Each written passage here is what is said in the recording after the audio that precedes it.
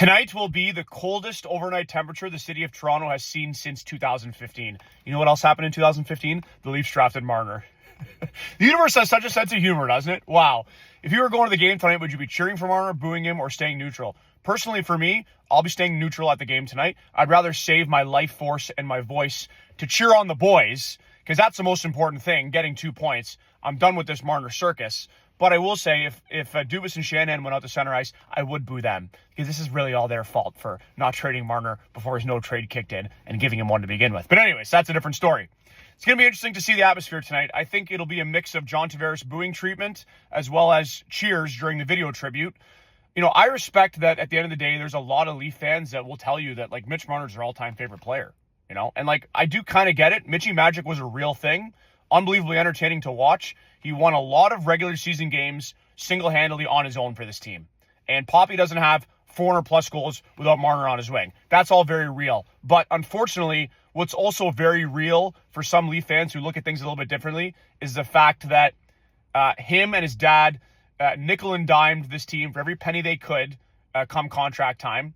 Marner completely turned into a ghost and disappeared come playoff time when we needed him most, as did everybody else. But hey, everyone else still decided to stay and be a part of this, okay?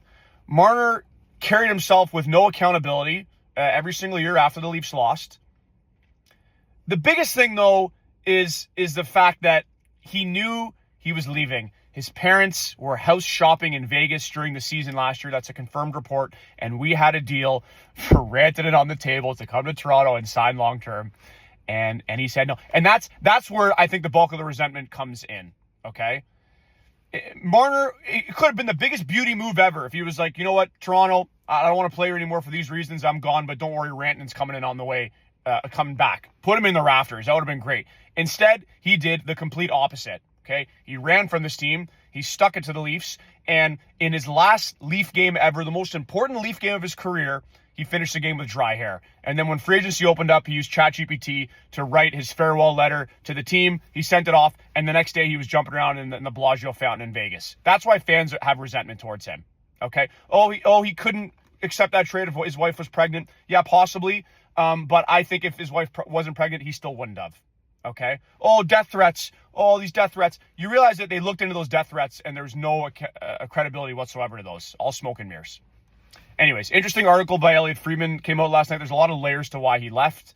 Very interesting. One thing I found interesting was that Marner was hypersensitive to social media and read too much. So were the fans chirping him too much, or was he just reading too much?